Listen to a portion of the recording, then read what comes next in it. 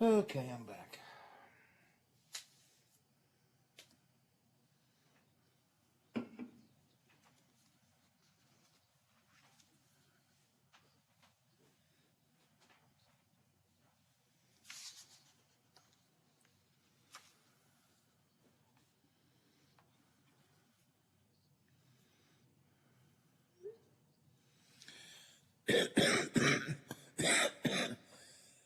ONNRadio.com. I'm Dave James on the Ohio News Network. Live and local conversation for the Ohio Valley continues shortly, here on the Watchdog Morning Show with Howard Monroe. Quaker Steak and Lube at the Highlands is the perfect place to relax after a long day. Happy hour from 3 to 6 Monday through Friday. Get $2 off appetizers, $3 off domestic drafts, and house wine specials. Quaker Steak and Lube, voted Best Wings USA. Quaker Steak and Lube at the Highlands with another steal of a deal. Get a steak burger and fries all day Monday for only $8.99. It's also Military Mondays. The Lube will take 25% off for all veterans, active duty military, and first responders. Quaker Steak and Lube, voted Best Wings USA. Start the new year off right with Menards Bag Sale. Pick up a bag in store and get 15% off everything you can fit in the bag now through January 15th. Whether you pack it, load it, stuff it, or stack it. From light bulbs to tools, snacks, and much more. Fit it in the bag and save 15%. So pick up a bag in store and find out how much you fit in the bag now through January 15th. Available in store only at Menards. Save big money at Menards. More live and local programming than anyone else in the Ohio Valley. The Watchdog returns in moments. Hello, everyone. From the Watchdog, I'm the Storm Tracker, Darnell Foster, with a look at your local weather forecast for your start to the work week. Look for partly to mostly sunny skies, a cold day with a high near 33, the overnight low of 22 under mainly clear skies, sunshine, and just a few clouds around for your Tuesday, with highs in the lower 40s. Have yourself a great day, everyone. From the Watchdog, I'm the Storm Tracker, Darnell Foster. The views and opinions expressed on the following program are not necessarily those of this station or its sponsors.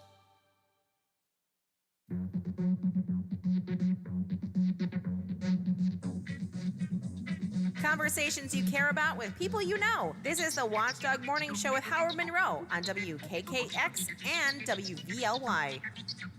23 degrees, Wheeling, Ohio County Airport. 21 degrees here at my home studios, Elm Grove section of Wheeling.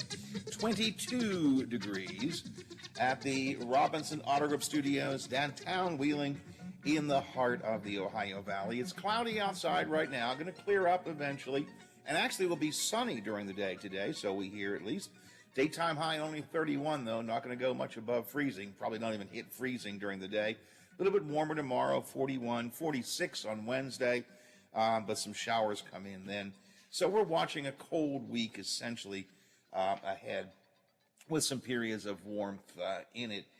But at least it's here we are in January. I mean, we are kicking off a brand new year. Happy New Year, my friends. Happy New Year. Welcome back. Welcome back. Welcome back, everyone. Welcome back. Welcome back. Welcome back. Welcome to 2022. Welcome back, everyone. Happy New Year. Welcome back. All right, let's get to work. All right, so welcome back. Nice little break. I think I enjoyed the break. Just one day off, but it made it for a long weekend, Biff. I enjoyed the weekend. I felt like it gave me enough time to recuperate, re-energize, and ready to roll for a brand new year. You? Yeah, it was. Anytime you get a 3-day weekend, it's worth taking advantage of. You know, the longer weekend we had actually at Christmas time. The Christmas time break was a little bit longer, but there's always so much more to do around Christmas. You know, you're really busy. Christmas Eve, Christmas Day, at least we are, and I think you were. You know, family and that kind of stuff. So it's an energetic weekend. This was just a pretty pleasant weekend, just an extra day off, time to relax. The activities were at the beginning of the weekend on New Year's Eve, and then it was just, okay, I enjoyed it. So it is good to get back. Although we're starting the year off with some rough COVID numbers locally. Ohio County's count last week was more than double that of the week before. In just a minute, we'll talk to Health Administrator Howard Gamble about the numbers and his concerns over them. Wheeling's mayor and vice mayor are pushing a proposal that I think would change the character of residential neighborhoods. Not all of council agrees with the mayor and the vice mayor. We'll talk to First Ward Councilman Ben Seidler today about what he sees as wrong with this proposal. There are reports that Senate Democrats are going to take another run at Joe Manchin to try to get him to support the Build Back Better bill, maybe a revised version, even though he had said he would be a no vote. Meanwhile, the anniversary of the insurrection is this week, and the House Commission investigating that may start to release some findings. That's all in our DC Digest coming up. We are going to take some time to reflect on the life and death of actress, comedian Betty White. Important traffic notes and winter weather to kind of keep an eye on. All of this coming up this morning here on the Watchdog Morning Show. Something on your mind you want to talk about, you know what to do. 304-214-1600. 304-214-1600 is the Watchdog Radio Network text line. You can use the CityNet hotline from time to time when we have time at 304-232-8255. Always like to get your input as much as I can. You want to tweet to me, my Twitter handle is Radio Monroe. Oh, big surprise. You can tweet me, Radio Monroe. You can even email me, radiomonroe@aol.com. Traffic note for you at the top of the morning. The Washington Avenue Bridge in Wheeling is closed as of now, or at least should be closed by now. So the Washington Avenue Bridge from National Road leading back to Greco's and the Hole and Run and Wheeling University, and eventually far back to Wheeling Hospital. The Washington Avenue Bridge is closed today and will be closed for about 30 days as they do some emergency repairs. A recent inspection by the Department of Highways found the bridge showed a need for emergency repairs. There is a full-scale replacement project for this bridge planned, but that will be coming couple of years from now. It'll be funded by the Highway Department, DOH, but they're still working on that. So keep in mind that's going to be a major traffic change if you travel that way. Washington Avenue Bridge officially changed as of today. It was a bad week for COVID in Ohio County. We'll talk about that coming up next as the Watchdog Morning Show continues. Coming up on Metro News Hotline.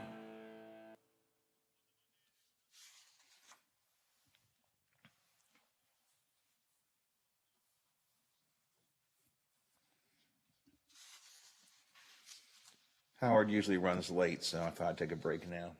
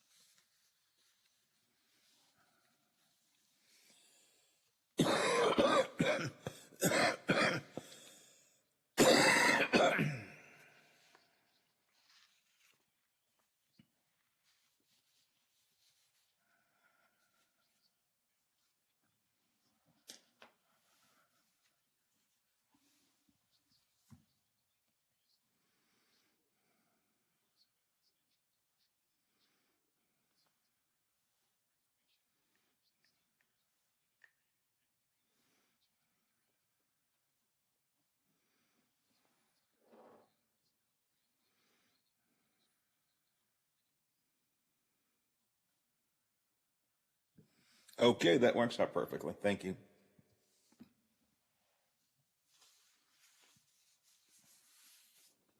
Please don't drink and drive, and drink responsibly. From your friends at Wine and Beverage Merchants. I'm Josh from Panhandle Cleaning and Restoration. I hope you are staying healthy. We continue to respond to structural, fire, and water emergencies. We are combating COVID-19 with our highly trained staff and latest disinfection systems, providing preventative and reactive disinfection to facilities around the region, while working with area hospitals on isolation areas and air filtering. At Panhandle, we continue to follow social distancing and hygiene protocols. We are dedicated to our community, and together, we will get through this. Keep up with the ever-changing world of sports all night long. Sports Map Radio is on the Watchdog, FM 98.1, AM 1600. Miss a part of the show? Want to hear a segment again? Check out our podcast page at watchdognetwork.com. The Watchdog Morning Show with Howard Monroe continues.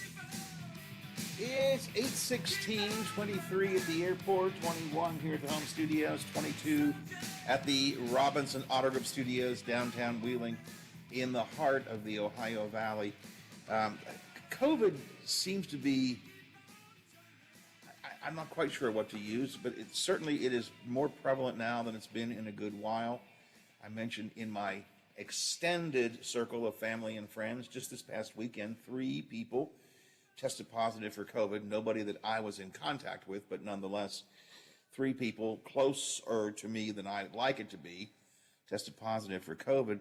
And when I saw the numbers for the past week, the Christmas to New Year's numbers released by the Ohio County Health Department, I was really stunned by the number of COVID cases. So I invited Ohio County Health Administrator Howard Gamble to come join us. Howard, good morning. Welcome to the show, as always. Good morning. These numbers for the last week, at least to me, are very concerning. 502 new cases in essentially the Christmas to New Year's period, right? Correct. We report now on a weekly basis. Been doing that for a while because it does take a time to gather up the cases and then report them out. And so daily doing that, it was 10, 11 o'clock at night before I was getting cases out. So we do a week. It is a lot. And keep in mind, this is tested and reported cases.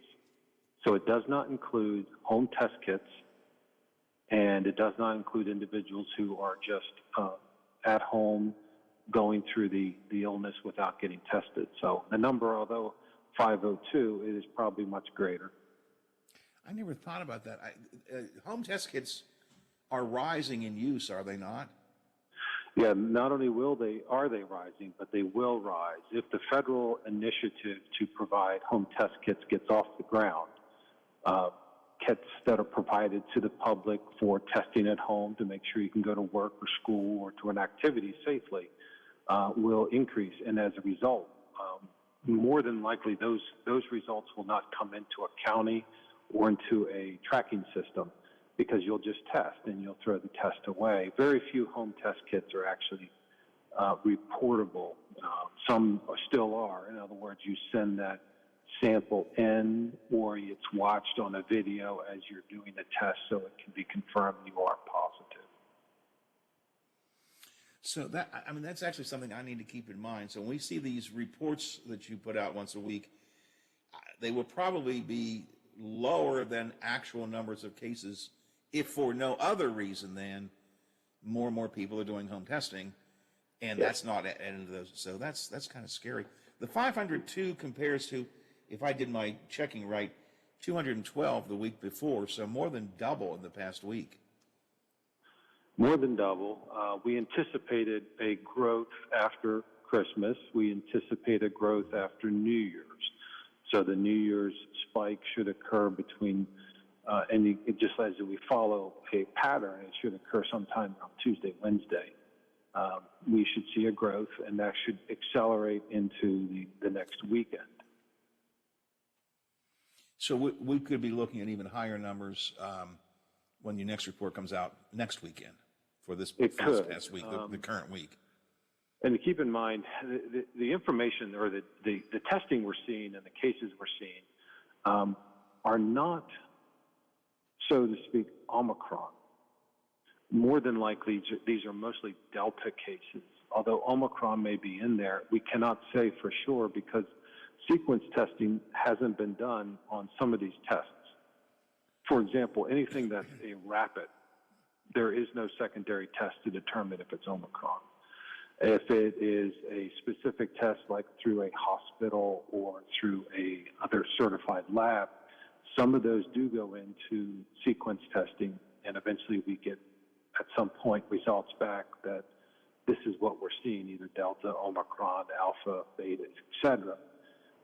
So we may not have seen or are seeing the Omicron surge that we are anticipating. Do we have any verifiable Omicron cases in Ohio County? Have we had any in No, the last few weeks? No, we do not. So we may, as you said, we may have some, but we don't have any that are verified as such. We should all assume, yes, that we do have Omicron circulating. We just have too many people who have gone too many places. We've seen family, relatives took trips, etc. And then those individuals are coming back positive. More than likely, it's circulating. The key is it has to be sequenced. The test that you get done at a lab, whether it's MedExpress, our testing site associated with the Roxby, the hospital, urgent care, those, they're only testing to see if you're positive or negative. They are not determining if you're Omicron, Delta, Alpha, Beta. And really, if you are, it doesn't change your outcome. You still are going to be ill. You're still going to have to isolate, and contacts are still going to have to quarantine. But it doesn't change the outcome, and it doesn't change treatment outcomes as well. Where are your concerns? How concerned are you, and what are you concerned about as you look at the numbers currently and you look at where we're headed, what might be going on? The largest concern is that with the growth of cases, it's going to cause a small disruption, whether that's short-term or within organizations for a short-term. That's a concern. Number two, we don't have enough people vaccinated. And that doesn't mean, we didn't meet our quota. We don't sell vaccine. We just get people vaccinated. With enough people vaccinated, we can reduce and begin to reduce the prevalence of the disease, but we also can prevent problems such as hospitalization, long-term problems with individuals who become very sick and need more care than just the at-home. So I think the number one concern is we don't have enough people vaccinated. Number two, with the growth of cases, very quickly, you're going to see a lot of people out very quick, and you're going to see a lot of individuals needing to quarantine because they were contacts very quickly. And so as you see a spike, you also will see a spike in individuals not at work, at school, at church, etc. And I think that's gonna cause a problem across the United States. The Ohio County Schools modified their mask guidance a couple of weeks ago or a month ago, whatever it was, and tied it to the DHHR map. The map is red this week for Ohio County, as I understand it, so masks are going to be required, I think, in school. But the guidance on quarantining has changed a bit, has it not? Not just for the schools, but in general? In general, the whole isolation and quarantine changed drastically. We're now at a 5-day isolation. So if an individual, Bob, tests positive today, but had symptoms yesterday, we isolate from his start of his symptoms, which was yesterday, for 5 days. Now, after those 5 days, if all symptoms have resolved, Bob can go back to work. Doesn't second test, doesn't need a test negative at this time. He's just done. But all symptoms need to resolve, and that includes fever of an abundance of caution is fever, cough, congestion, shortness of breath, even hospitalization. Now, that takes care of Bob, 5 days of isolation. Now, after Bob is done, he wears a mask for 5 days. So wearing a mask for 5 days, isolating for 5 days, 10 total days takes the place of the 10 days that we were doing about a week ago, where individuals were isolating for a week. Contacts are, those who have contact or needing to quarantine as a result of exposure, that also changes. But a lot of it hinges upon your vaccination status. So you and I are vaccinated and boosted. If we have a contact with another individual who is positive, then we do not need to quarantine. We want to wear a mask. We get tested 5 days after our exposure. So there are benefits besides protecting ourselves from getting vaccinated. Some of the benefits are we don't have to quarantine necessarily if we are exposed. But yeah, we have seen. No, go ahead. Finish. If you have been quarantined, if you have been quarantined, if you have been quarantined, if you have been tested positive, you've quarantined for your 5 days and then the 5 days of a mask. You said you don't have to be, but should you be tested again? Should you make sure you get yourself tested a second time before you enter back into the world? Not if you're vaccinated. If you're unvaccinated, yes. That is the current guideline that we follow. If you're unvaccinated, and unvaccinated means the following: one, we're not boosted, and two, our vaccinations, whether it's 2 doses or one, occurred 6 months ago. Those individuals need to test 5 days after their exposure. So things have changed. Yes, those individuals should get tested. And really, the test is not specific. In other words, you can do a home test kit.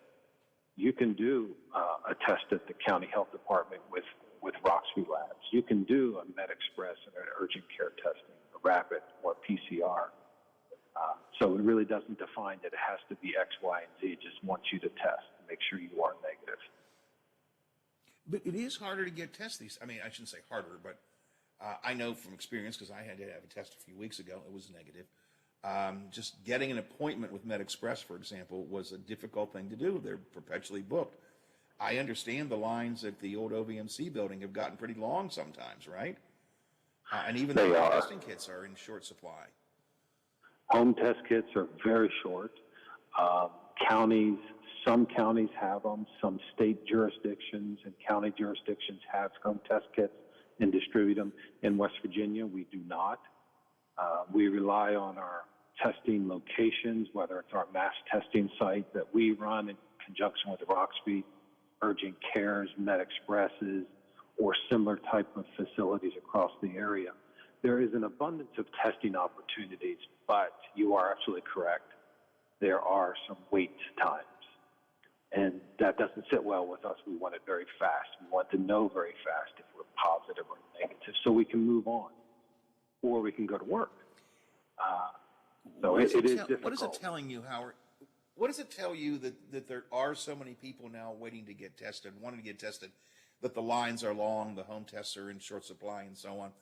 We still are having people reticent to get vaccinated, but does it imply that people are at least more concerned about COVID now? They're feeling a need to get tested more? It could. It could mean, especially over the holiday season, we wanted to go see and do something. Therefore, we needed to get tested. But we also are seeing an awful lot of people get tested because they have symptoms. They want to know if it is COVID, or is it the flu, or is it another virus that is circulating? And therefore, I can either go to work, school, church, or see people. So we're seeing it's just not one thing. It's multiple things and reasons why we're getting tested, which is good. We need to get tested to know what we're doing so we're not exposing coworkers and family and friends needlessly, that we can just say, listen, I'm positive. I need to do my isolation, get through this, and move on to after those 5 days. So the health department is offering vaccinations up at the Highlands. I think you're there now, I think, right?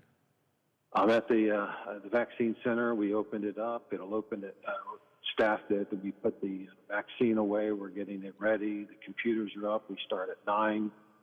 It's Monday through Friday, 9 to 4, walk-in clinic, no appointment, all vaccines, all 4 vaccines are provided, and all types, first dose, second dose, boosters. And it's not just Ohio County residents. Anybody can get a vaccine there, correct? Anybody. Matter of fact, last week we had multiple states and multiple countries getting vaccinated up here. And we'll continue to run that because it just is a benefit to the Ohio Valley, not just Ohio County. The testing site is the same way. You can be from anywhere and from any country and get tested. The idea is that we're trying to slow down the spread of the virus, either through vaccination process, that if you have enough people vaccinated, it's difficult for the virus to find new hosts and sustain.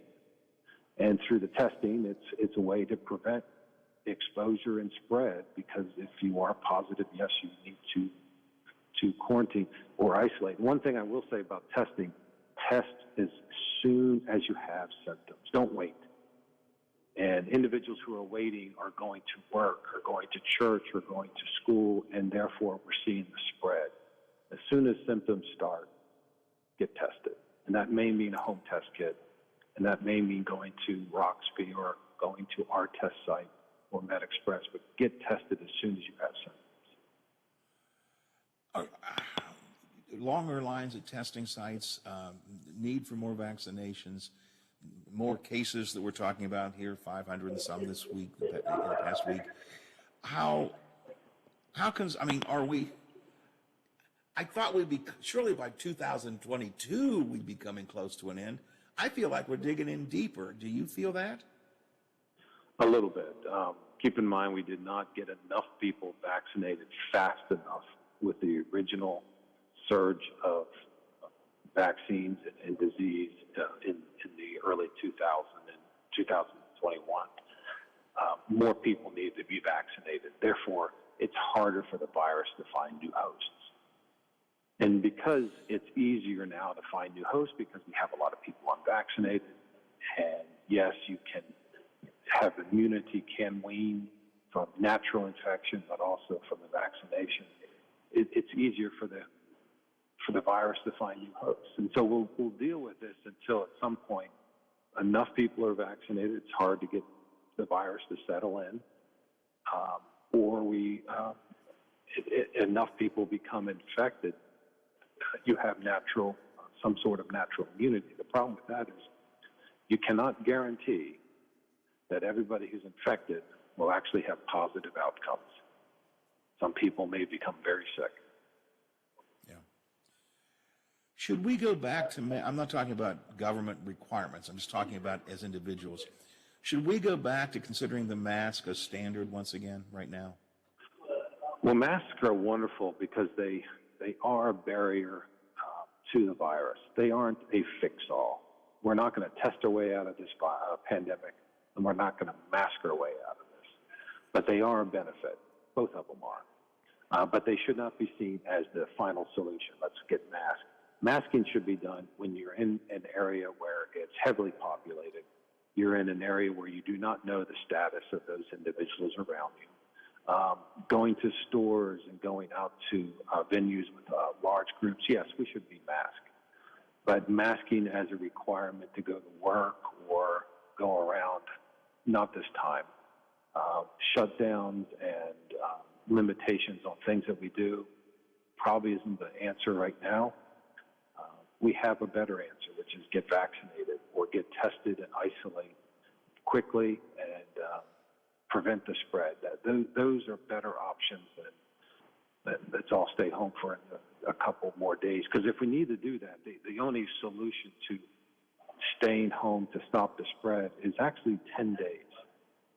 And so it just would be a total disruption. And it does not eliminate the virus. The virus is still there. It's ready to come back when you open back up and everybody's back in. The only sensible thing we need to do right now is get vaccinated.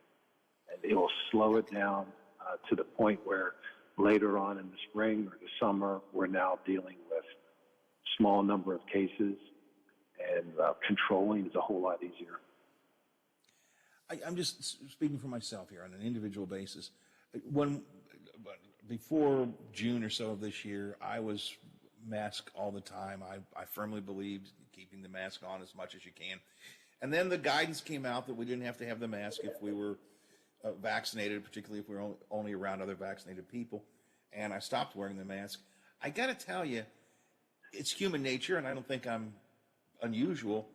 It's difficult for me to go back to wearing the mask on a more consistent basis, having not been wearing it for a while now.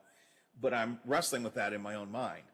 Do I need to start being more cautious about that out in public, out in at least semi-large crowds? I mean, I know if you're going to, Times Square on New Year's Eve, of course, but I mean, I just wrestle with it personally.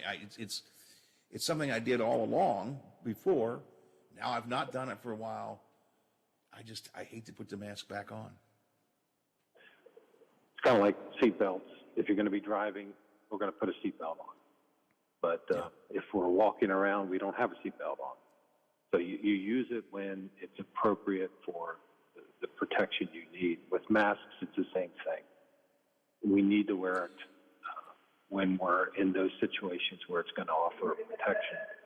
But we're not going to wear it all the time. And we're not going to wear it. Real quick before I let you go, what are you seeing at the vaccination center? Are we seeing a steady stream, slow stream, not too many people, more people are coming in? I mean, what's happening at least from the vaccine center that you can see and talk about? What's happening with vaccinations right now? So we see about 100 to 150 people a day. We'd like for that to be much greater, very soon, and very quick. 200, 300 people a day would be a whole lot better, because at that point, if every day you're doing 200 to 300 people, at some point we vaccinated a lot of people that either have not been vaccinated or have missed their second dose or their booster dose. So it's not enough. We love to see a whole lot more people up here. We love to see them at Walgreens and Belmont and Marshall and Brooke counties to get vaccinated. But you just need to come in. And it's very convenient. It's a walk-in clinic, no appointments. Just drive up 9 to 4 o'clock every day. The same thing for the pharmacies and the other health departments. It's very convenient. It takes about 20 minutes of your time to get vaccinated. But it's a steady flow of individuals, but it needs to be much greater. Howard, I appreciate your time today, as I always do. Thanks for bringing us up to speed. We will talk probably again in the near future. Go back and get somebody vaccinated now. We will. Mm-hmm. Bye. Talk to you later. Howard Gamble, the health administrator in Ohio County. So this week, the count 500. Biff, I never thought about his point, though. So these are the people that have been tested through official testing sites, 502. That's more than double. And again, those are the numbers from Christmas to New Year's, because they're doing it on a weekly basis. That's more than double the number of people the week before Christmas. But that, I never thought about the fact, that doesn't include people who do home testing, and there are more and more people doing home testing. So that 502 number is probably, that's an accurate number for what it is, but it probably isn't everybody who has currently been positive for COVID. Be interesting to know what the real number is. I don't know how you could ever find that out, because you don't know who's doing home testing, I guess. You wear the mask at all, Biffy, anymore? Just to church, because it's required. Yeah. I mean, they still do that, but I mean that's pretty much it. You know, and you do know, and the audience knows, I'm a huge believer in all of these precautions, and I was a strong advocate of the mask, and I still am. And as Howard Gamble said, it's not perfect, and there are concerns about the, it's not the solution. It's just a stopgap protective measure. But once we took the mask off, I think it was around June, when I think the CDC said, okay, if you're vaccinated, you don't need to wear the mask. And of course, that was misinterpreted way back then. They said, if you are vaccinated, you don't need to wear the mask. Suddenly, everybody unmasked. It's hard to go back to it, though. I had no problem wearing the mask everywhere before that. But now, having spent 6 months without the mask, I get it. I mean, I don't like it. And I've gotten used to not wearing it. I do occasionally, not very often, but I do. And I probably don't do it as often as I should. And I think that's just human nature. I just don't like it. And I try to do what I think is right, but I don't like it, Biffy. I just don't like having it on. No, I mean, I think a lot of people feel that way. They don't like it.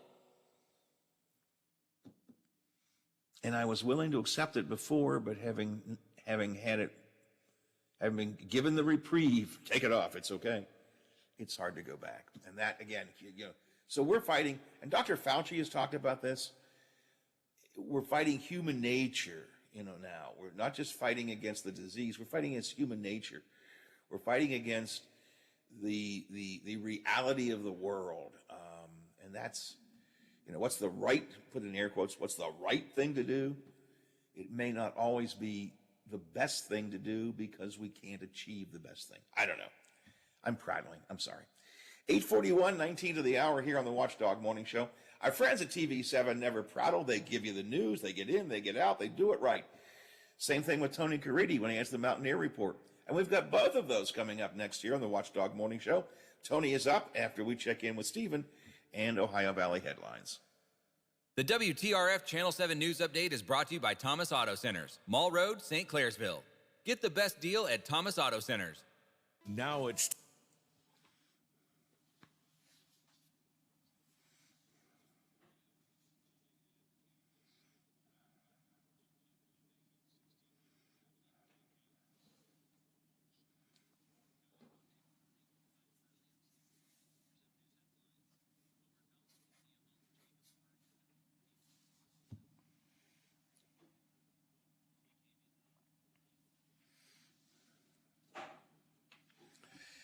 Biff, I'll do a DC digest in the next half hour.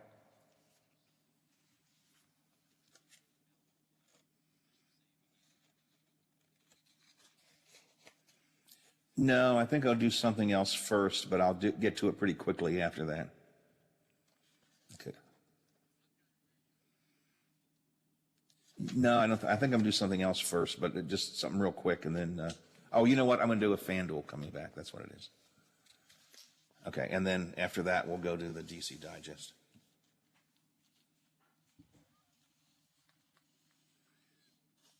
Okay. Okay, I'll do a FanDuel, and then I'll do DC. Okay, sounds good.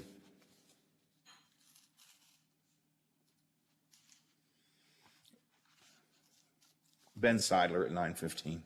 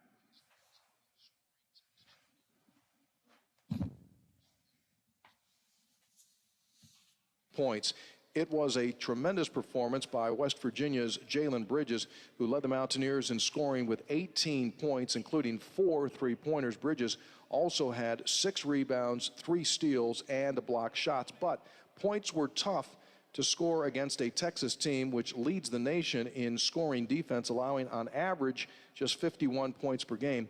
Other double-figure scoring for the Mountaineers, Malik Curry finished up with 14 points, all of Curry's points coming in the second half. Sean McNeil, the only other double-figure scorer, he finished up with 12 points, including 2 of 2 from three-point range. With the loss, West Virginia falls to 11-2 overall and now 0-1 in league play. And for Texas, they advance their record to 11-2 on the season. They are now 10-0 on their home floor. Next up for the Mountaineers, a game this coming Saturday as they entertain the Wildcats of Kansas State. That will be the first of a 2-game homestand. They'll also play Oklahoma State before heading back out on the road. That is today's Mountaineer Report, brought to us by Kroger, the official grocer of WVU Athletics. I'm Tony Caridi on the Mountaineers Sports Network from Learfield. Hey pros, take your home improvement business to the next level with Menard's free Design and Buy software. Design your client's next post-frame building, kitchen, deck, fence, door, window, the list goes on. Show them what their finished project will look like and get your material costs at the same time. Save your work to your Menards.com account for easy reference. We even deliver materials right to your job site. Let Menards supply all of your building needs. Save big money at Menards. Toyotathon is on, making now the best time to reserve one of the all-new additions to the 22 Toyota lineup, like the first ever Corolla Cross with available all-wheel drive and more space and efficiency than ever, or the all-new redesigned Tundra with uncompromising full-size power. Visit your Toyota dealer today or go online to buyatoyota.com, the official website for deals. But hurry, Toyotathon ends January 3rd. Toyota, let's go places. The Watchdog prides itself in being involved in our community, and we want to hear from you. Does your organization have an event that you would like promoted on the radio? Please send us the details via our website, watchdognetwork.com. Just click on our contact page and fill the information. Live, local, and here for our community. Share your events with the Watchdog.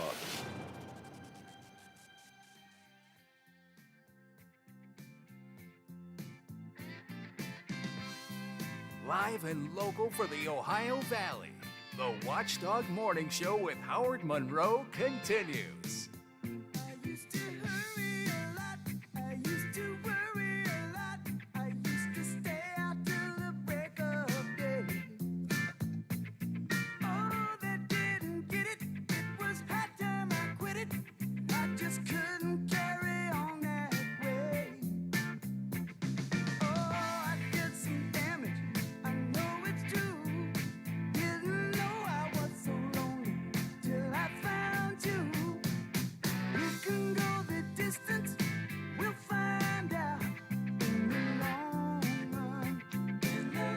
It is 8:50, 10 till the hour here on the Watchdog Morning Show.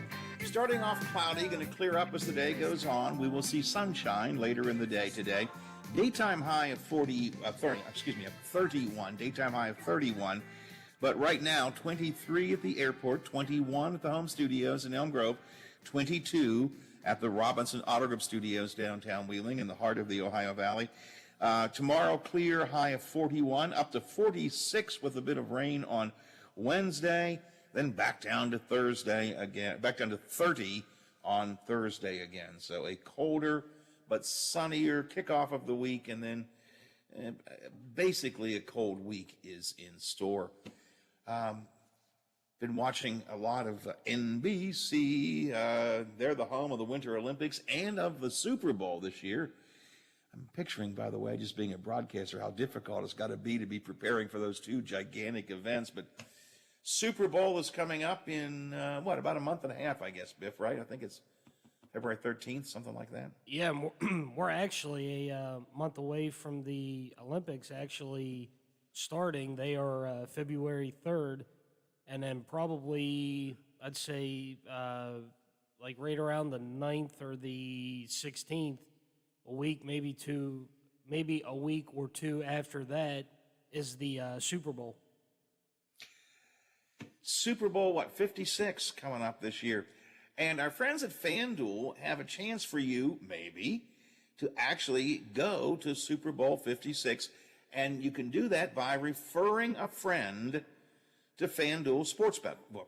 When you refer a friend on FanDuel Sportsbook, you'll be entered for a chance to win an all-expenses-paid trip to Super Bowl 56 for two. You and your spouse. Okay, you and your best buddy. Who do you want to take to Super Bowl 56? You have a chance to win a ticket, all-expense-paid trip for two to the Super Bowl. So don't miss FanDuel's biggest Refer a Friend offer ever. All you have to do is share your exclusive FanDuel referral link right from the FanDuel app. Once your friends that you've referred place any bet of $10 or more, you and your friend get $50. And you'll be entered into the Super Bowl stakes. If you or a friend has been thinking about joining FanDuel, this is the perfect time to give it a shot. FanDuel is an easy-to-use sportsbook app, even for novices. You'll be able to figure out what to do, how to do it. They have all kinds of great offers on all different kinds of sports. But certainly with Super Bowl coming up, this is a pretty good deal. If you're new to FanDuel, you want to download the app, use my name as your promo code, Monroe, in the promo code box, and your first bet is risk-free up to $1,000. It's a pretty good deal. See for yourself why FanDuel is America's #1 sportsbook.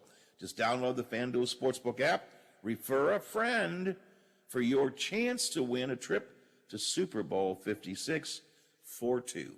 As always, I must remind you, you have to be 21 years of age or older. You must be physically present in West Virginia. Your referred player has to wager at least $10 within 28 days of signing up. The bonus is issued as a site credit and is non-withdrawable, expires after 7 days. Restrictions do apply. See terms at sportsbook.fanduel.com. There is no purchase necessary for the Super Bowl ticket promotion. The Super Bowl promotion closes on the 9th of this month. And as always, if gambling and gaming and betting is fun for you, and it is for many people, if that's part of your entertainment dollars, if it's like buying a beer and placing a bet or where you've got some money set aside, go for it. But if gambling is a problem for you, and it is for some people, then don't forget to call 1-800-GAMBLER or visit www.1800gambler.net. FanDuel Sportsbook has more ways to win. It is 7 before the hour here on the Watchdog Morning Show. Time to head up to Capitol Hill, take a look at some of those stories. Here's some of the news from the nation's capital you'll be talking about today. This is the DC Digest on the Watchdog Morning Show with Howard Monroe.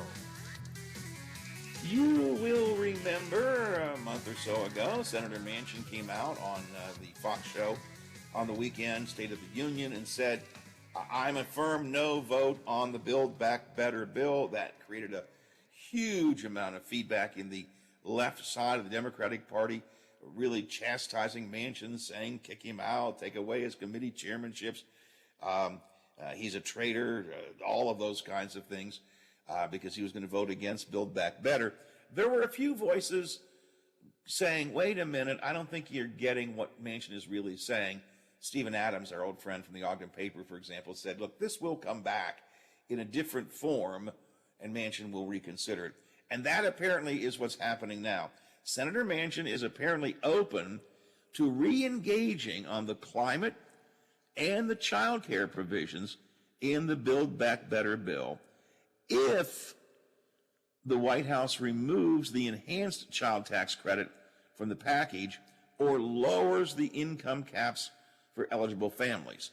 Now, that's not what the left side of the Democratic Party really wants. It's not what Biden really wants, but it may be the best they're going to get. It may be a way to get this bill passed with some of the child care tax credit still left. Manchin's still concerned about how big the package is, how much it's going to cost. So he's worried about that.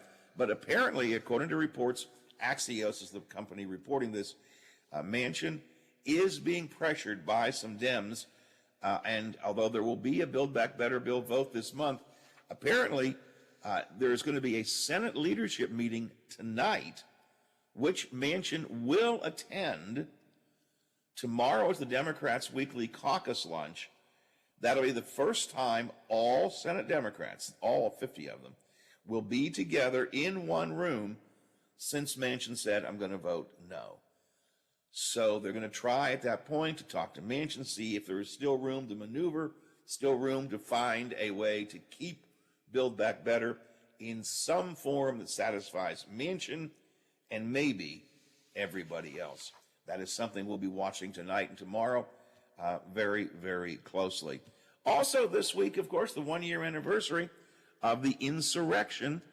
The House is not in session this week, although Speaker Nancy Pelosi sent out a Dear Colleague letter saying that there are a series of events that are planned to commemorate the anniversary. On the Senate side, Schumer's office said that he will engage in those House events and is not planning any separate engagements.